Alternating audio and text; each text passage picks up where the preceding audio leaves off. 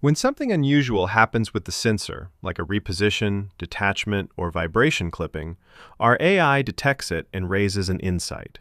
To see what's going on, just click on the Offline Sensors in the Overview tab, and you'll be able to see all sensor events.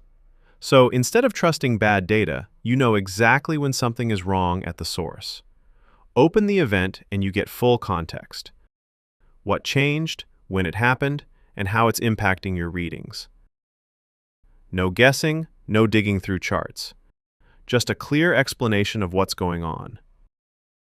From there, take action.